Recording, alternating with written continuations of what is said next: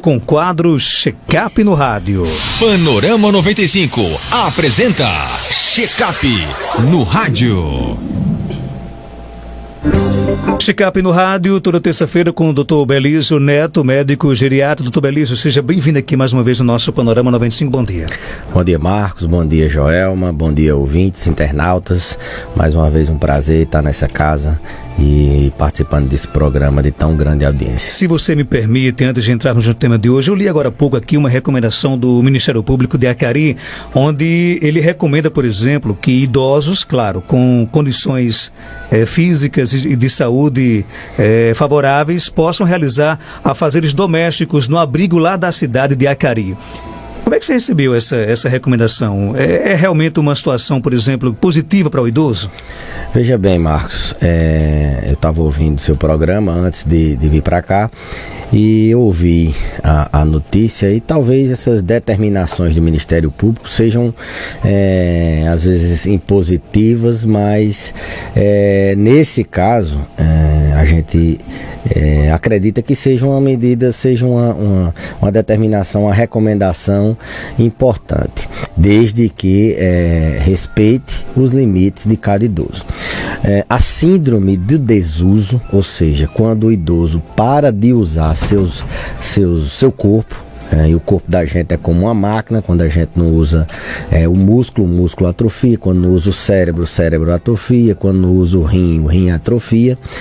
A síndrome de desuso é a síndrome mais comum nas instituições de longa permanência. Quantas e quantas vezes o idoso entra numa instituição andando e, em virtude dele parar de se movimentar, parar de ter uma rotina, parar de ter uma atividade, ele começa a ficar cada vez mais limitado e finda em cima de uma cadeira sem conseguir se movimentar. E uma das formas da gente prevenir isso é colocar ele numa rotina de atividades prazerosas, atividades que possam ocupar o seu tempo, e assim ele vai ter mais saúde mental e físicas, e atividades que possam gerar um certo compromisso para ele, porque se ele, hoje eu faço, amanhã eu não faço, isso não é bom para o idoso. É bom ele ter uma rotina. Olha, eu tenho que fazer isso tal hora, eu tenho que fazer isso tal hora, lógico que respeitando os limites daquele paciente, não colocando ele em risco de cair, não colocando ele em risco de acidente doméstico, de se cortar, não colocando em risco dele entrar numa contaminação e desenvolver um processo alérgico. Mas eu vejo com muito bons olhos e vejo como uma forma de prevenção dessa síndrome. Eu nem vejo como uma forma de ser uma ajuda, de ser alguma coisa para a instituição. Eu acho que finda sendo, quantas pessoas não entram ali com habilidades artísticas, com pessoas que sabem fazer uma comida bem feita, pessoas que sabem, têm o dom de fazer alguma coisa. Por que não aproveitar? Por que não colocar essa pessoa em atividade e ela ter uma qualidade de vida na velhice, numa instituição de longa permanência, num abrigo que é tão estigmatizado pela sociedade, mudar essa realidade. Então eu vejo com bons olhos, desde que seja bem comunicada essa transição, essa coisa seja feita com profissionais que possam receber, e que a forma que os idosos possam e as famílias possam entender que o idoso que ele atrofia e finda no fundo de uma rede. Então, quanto mais se manter ativo, mais independente, mais autônomo aquele idoso ele vai ficar. Então isso também vale, por exemplo, para os idosos que estão nos ouvindo nas nossas residências, ou seja, existem alguns afazeres domésticos, lavar uma louça, varrer uma casa, que pode surtir efeito positivo para o idoso? Exatamente. A gente se depara com famílias querendo beneficiar o idoso. Assim, meu pai trabalhou a vida toda, minha mãe trabalhou a vida toda, agora é a hora dele descansar. Tudo bem, mas isso tem que ser planejado, isso tem que ser, tudo bem, se aquela atividade, não, ele cuida de um sítio, de um gado, na época da seca ele se estressa muito, ele passa do ponto, ele tem um risco maior de cair. Então, você deve adaptar a realidade. O que não pode é, a partir de hoje não quero mais que você lave a casa, bota um empregado para fazer, não quero mais que você não faça isso, eu quero que você venha embora do sítio. E isso é um erro terrível. Isso muitas vezes por falta de informação mesmo da família. Ela quer ajudar, ela quer dar o melhor para o pai dela, mas às vezes de uma forma equivocada. Então, quanto mais você puder manter seu pai, sua mãe funcionando, o corpo da gente, eu volto a lembrar, ele é uma máquina. Um carro, se ele não usa bateria, ele não liga. Se um carro ele fica parado muito tempo, ele enferruja, ele seca o pneu. Assim é o corpo humano. Se ele fica parado sem fazer, agora tem que ser, como eu falei anteriormente, tem que ser adaptado, ele tem que ter prazer em fazer, ele tem que ser. Não adianta você pegar um idoso acostumado na zona rural e botar ele para fazer aula de canto. Não adianta botar ele, pode até ser que ele goste, mas dificilmente ele vai gostar de coisas, e ele tem habilidade para coisas associadas à atividade agrícola. Ok, a gente está aqui já prestes a entrar aqui no tema de hoje, mas essa pergunta surgiu uma outra curiosidade. Por exemplo, existe idade certa para você parar de trabalhar? Porque muitas pessoas dizem, fulano de tal, ele trabalha tanto que se ele parar, ele é capaz até de enlouquecer. Existe data certa para você parar de trabalhar? Olha, é uma pergunta extremamente atual. Planejamento de aposentadoria. O que é que acontece na grande... Hoje a gente sabe que as pessoas, o envelhecimento ele está aí. O Brasil envelheceu rapidamente. Hoje a gente tinha bem pouco tempo atrás a média de vida, a estimativa de vida de 60 anos. Hoje a gente tem quase de 80. Em alguns países mais de 80. No Brasil 70 e poucos anos. Então as pessoas ganharam 10, 20 anos para viver a velhice. Um terço da vida praticamente. E você não se planejar o que é que você vai fazer, faz com que as pessoas muitas vezes enveredem por um caminho. Por exemplo, os homens que trabalharam a vida toda, eles param de trabalhar, eles vão beber. Alcoolismo na terceira idade, após um mau planejamento da sua aposentadoria, é muito comum. Então, planejar a aposentadoria, não existe idade para você parar de trabalhar. Você pode até mudar de função. O que geralmente acontece, as pessoas vêm querendo se aposentar, passa um ano, depois de um ano elas sentem falta do trabalho, vão viver mais 20 anos. Então elas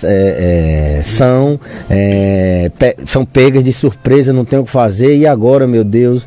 Então assim, planejar direitinho. Para você ter ideia, hoje as empresas, o próprio Exército brasileiro, meu cunhado ele é do Exército, ele se aposentou e o Exército reaproveita, ele fica pagando aposentar em um salário simbólico para ele se manter ativo. Então aproveita, uma pessoa com muita experiência, uma pessoa que já está adaptada àquela função, vai receber a aposentadoria e mais um pouquinho que ele vai estar trabalhando. Então planejar a aposentadoria e continuar exercendo não necessariamente o mesmo trabalho, alguma atividade, é uma coisa muito boa e não existe idade de parar. A gente tem idosos com 90 e pouco, nonagenários ainda mantendo a administração de uma fazenda, a administração de um comércio, a administração sobre os filhos, sobre toda a família.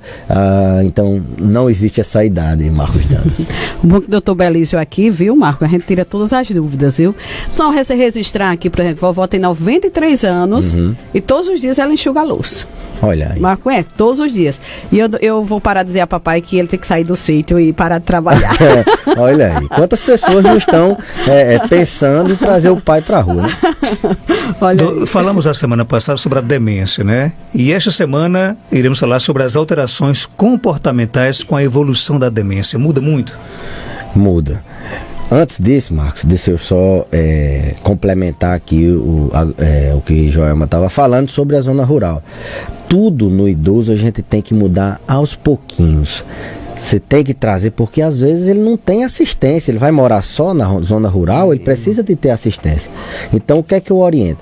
Aos pouquinhos, vai trazer para a zona urbana. Olha, papai, você vai continuar morando na zona rural, mas 2 vezes por semana eu quero que o senhor venha me ver, 2 vezes, sempre tá levando ele ao sítio de novo, porque ele, só o fato simbólico de sair da zona rural, ele já entra numa fase então é tudo devagarzinho. E esse contato assim com o sítio, com a natureza faz bem, né? Faz muito bem, principalmente para aquelas pessoas que viveram lá a vida Inclusive, toda. O nosso ouvinte conta aqui que o pai dela tem 92 anos de idade, é seu paciente, inclusive, trabalha de enxada, né, na zona rural, só que a família não quer muito que ele deixe esse trabalho. Ela diz que ele é muito ativo, dança e não quer largar a enxada de jeito nenhum. Se largar, a estimativa de vida dele vai encurtar em vários anos, ele vai ter um risco muito alto de depressão, vai ter um risco muito alto de demência, que a gente vai falar mais para frente.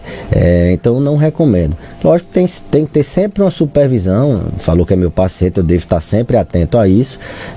Não pode isso, não pode aquilo, mas é uma coisa que a gente está sempre em confronto. Confronto não, a gente está sempre dialogando com as famílias sobre essa questão de parar ou não parar. Vamos às alterações comportamentais com a evolução da demência? Vamos lá.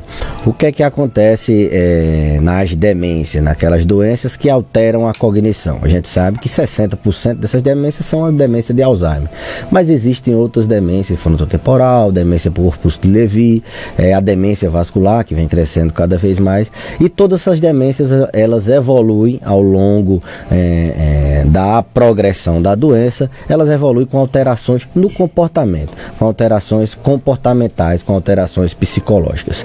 Essas alterações, elas vão depender de cada demência e vão depender da área do cérebro que está afetada, os circuitos neuronais, a área do cérebro que tem mais ou menos neurotransmissor, então vai depender da área do cérebro afetada.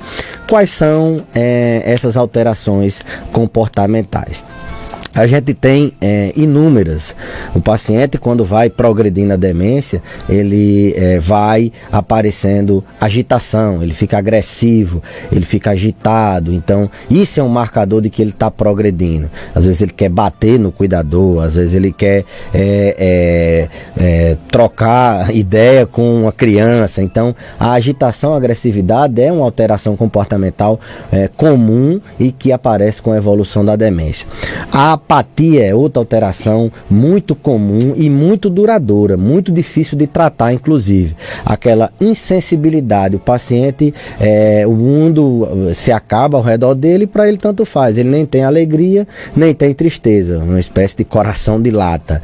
Então a apatia é um sintoma, uma alteração comportamental característica de progressão da doença. Então, mas devido a essa questão, por exemplo, o idoso pode agredir uma criança num momento como esse? Pode, sim. Tem que ter cuidado? Tem que se ter muito cuidado, inclusive as famílias que têm idosos com alterações comportamentais, que têm demência, elas têm que estar amparadas com o laudo médico. A gente vai ver que tem outras alterações aqui que colocam muito em constrangimento, não só de bater numa criança, mas, por exemplo, de assediar.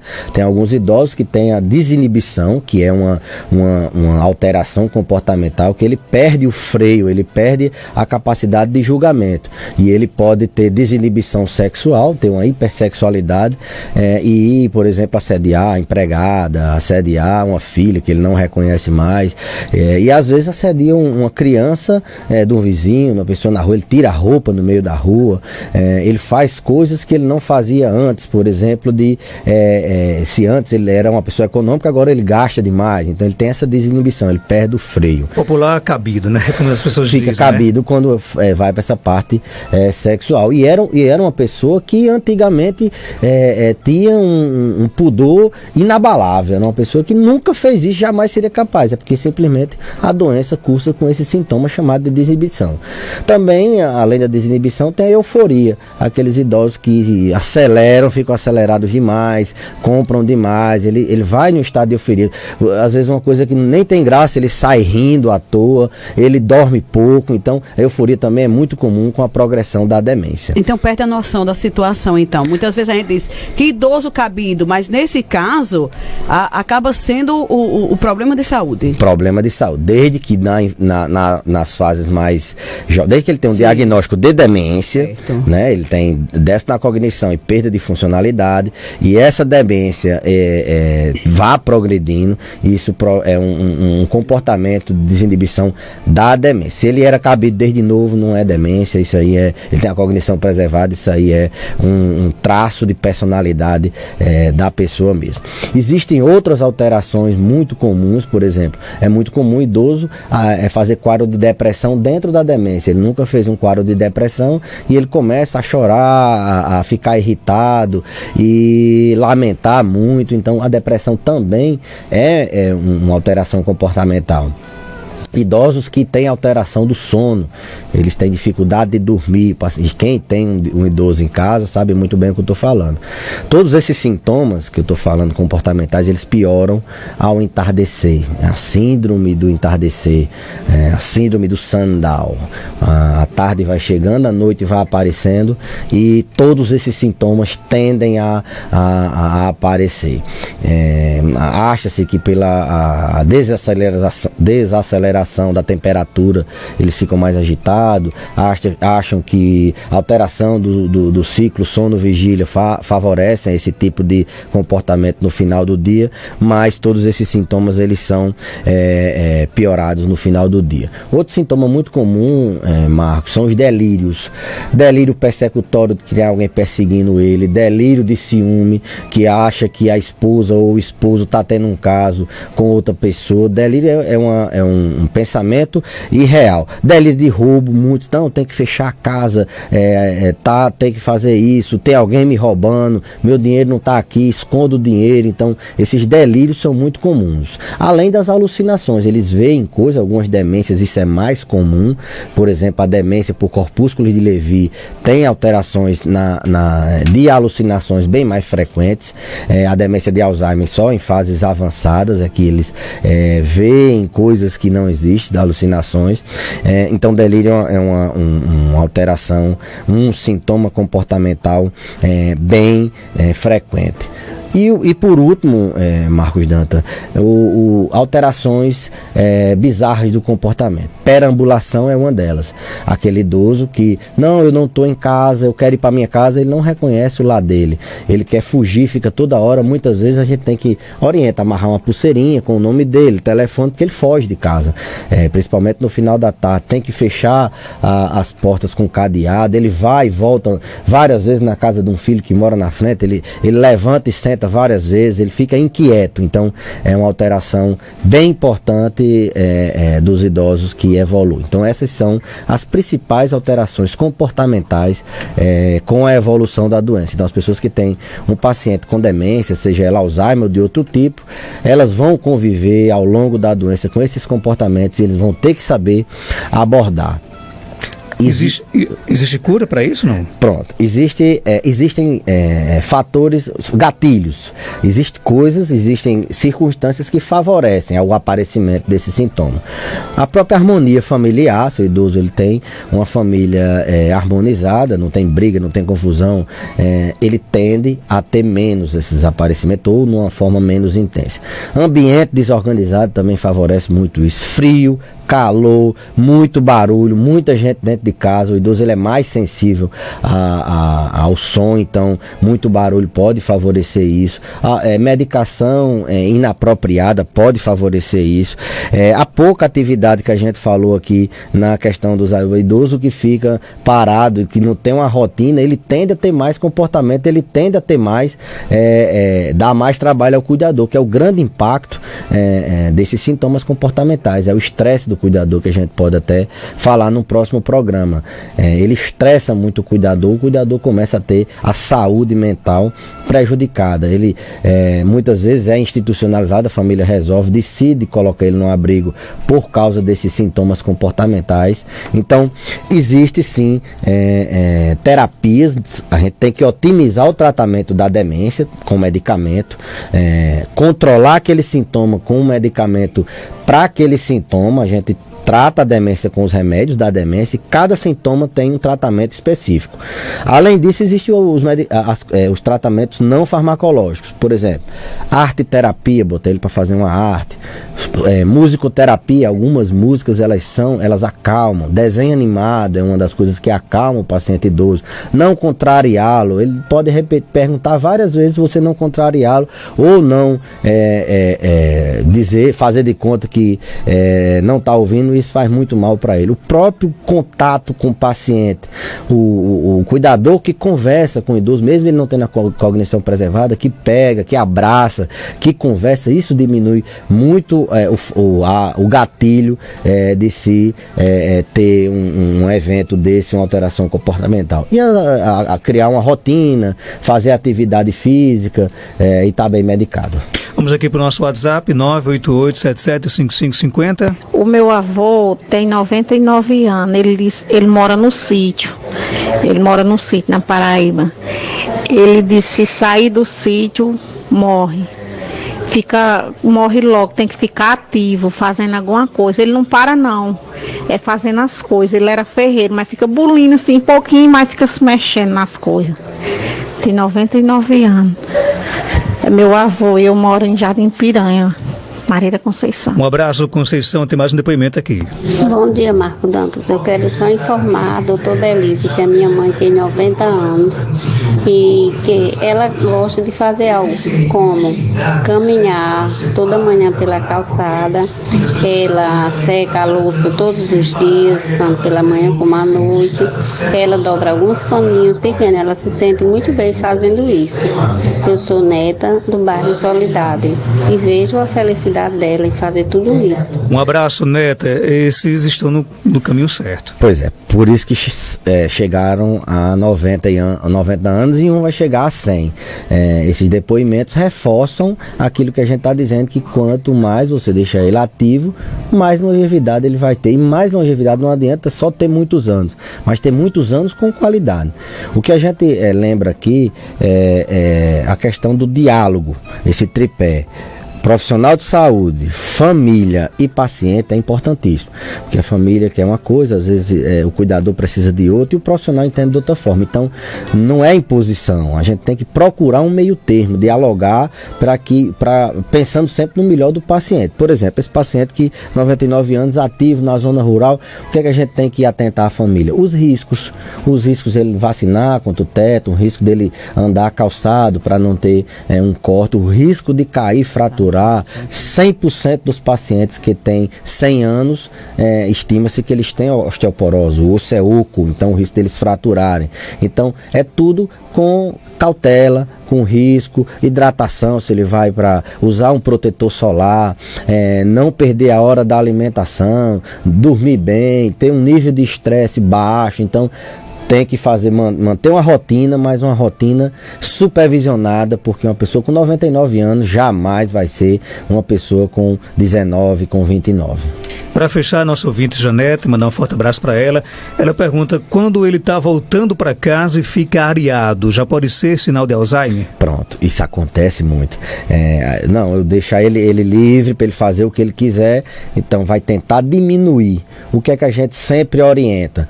Conversar, se for na zona rural, conversar com todas as pessoas ao redor, para que ele tenha, se ele for para algum canto, se perder, alguém tenha o cuidado de trazer ele para casa, identificar ele, uma pulseirinha com o nome, ele andar sempre com documento, com algum telefone de contato e criar pontos de referência. Colocar ali, olha, aqui, papai, é a casa de fulano, aqui é a casa de ciclano. Agora isso tem um limite. Se ele começa a se perder